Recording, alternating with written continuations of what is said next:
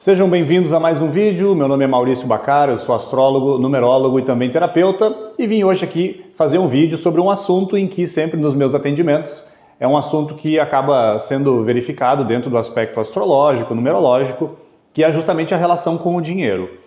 Assim como, por exemplo, vou pegar essa caneta aqui como um exemplo. Essa caneta aqui, ela não é nem boa nem má, depende do uso que eu fizer dela. Eu posso escrever coisas muito belas para inspirar pessoas, mas ao mesmo tempo, se eu tiver uma explosão de raiva e pegar essa caneta aqui, eu posso ferir gravemente uma outra pessoa. A mesma questão é o dinheiro. O dinheiro é um símbolo de uma energia. E essa energia não adianta, independentemente do país que nós estivermos nesse contexto histórico, tudo acaba girando ao redor desse assunto. E é algo que nós vamos ter que ter mais cedo ou mais tarde uma relação natural.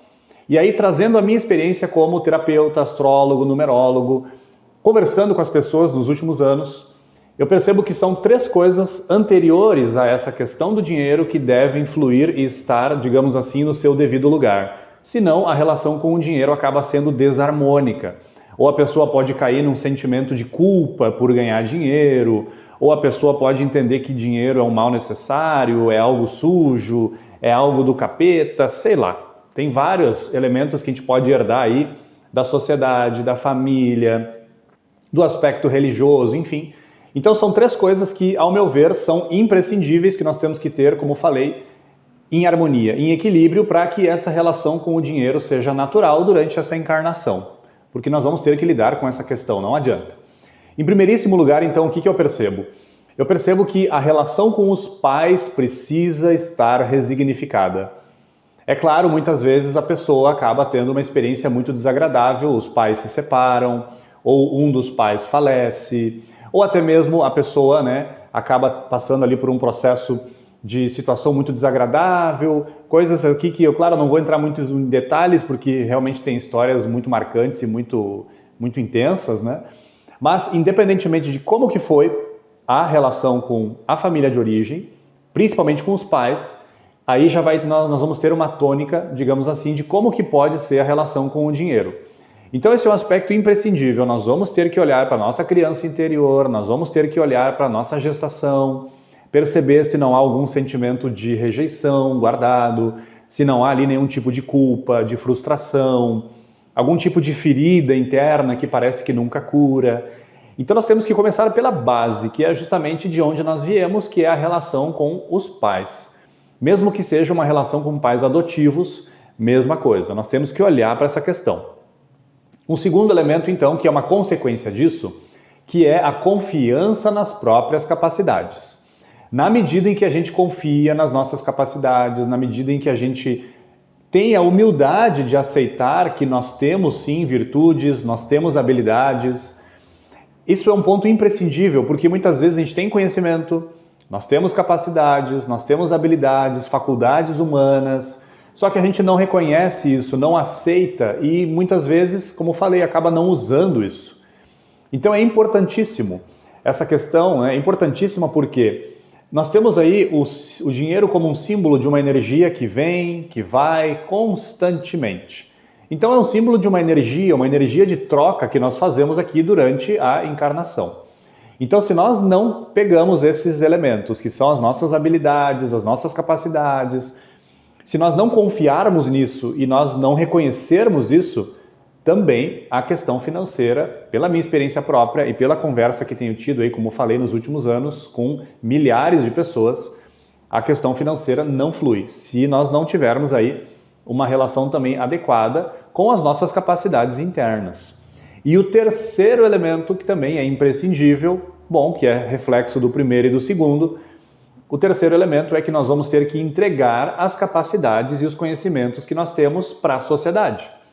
Se a natureza observa que nós não estamos fazendo nada benéfico para as pessoas que estão ao nosso redor, se nós não fazemos nada benéfico para a sociedade de alguma maneira, essa energia também não vem. Muitas vezes pode ficar bloqueado. Por quê? Porque nós não estamos entregando algo que, no fundo, não é nosso. As nossas habilidades, as nossas faculdades, as nossas capacidades, muitas vezes, são capacidades que, vamos dizer assim, são divinas, são espirituais. E se é divino, se é espiritual, não é do nosso ego. Portanto, é algo que nós temos que deixar canalizar para a natureza, para os que estão ao nosso redor. Temos que nos tornar uma força benéfica dentro da natureza. Claro, aqui o que eu estou falando, salvo exceções, que no caso, pessoas que já trazem uma bagagem de outras vidas, com muita abundância, com muita prosperidade, já nascem num contexto de prosperidade. É claro, se isso acontece, isso tem mérito, né? Não é à toa que a pessoa nasce assim e obviamente vai depender do que ela vai fazer com esse mérito nessa encarnação.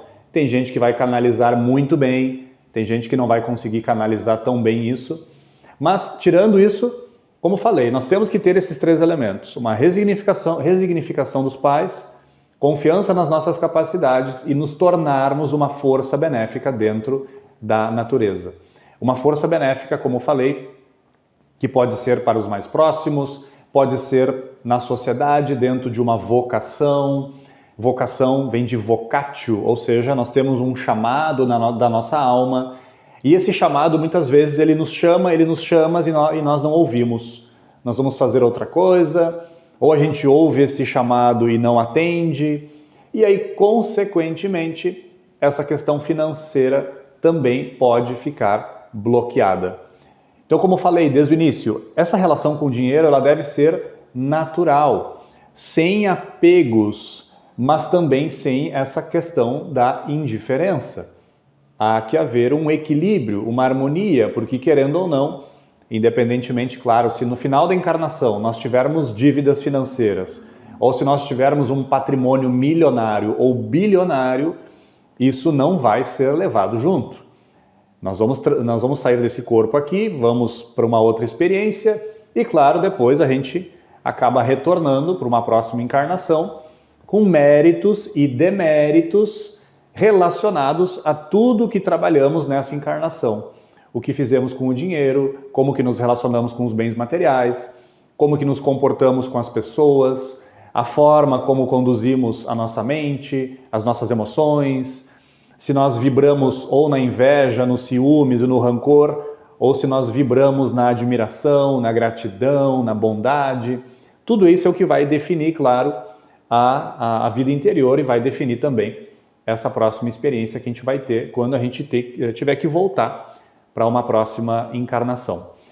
Então essa é a minha reflexão, vejo que esse é um assunto importante, como falei, né? E é um dos assuntos que eu trato dentro dos meus atendimentos quando atendo com mapa astral ou numerologia ou também dentro do aspecto da revolução solar, que é uma análise um pouco mais detalhada de um aniversário até o outro, das energias que envolvem esse período. Então, se você gostou, como sempre, deixe seu gostei, seu like, compartilhe esse vídeo aí com familiares, amigos, enfim, que precisam ouvir um pouco dessas palavras. Se não é inscrito ou inscrita no canal, por gentileza se inscreva, ativando o sininho ali para receber todas as notificações. E até o próximo vídeo, como sempre, um fraterno abraço a todos vocês.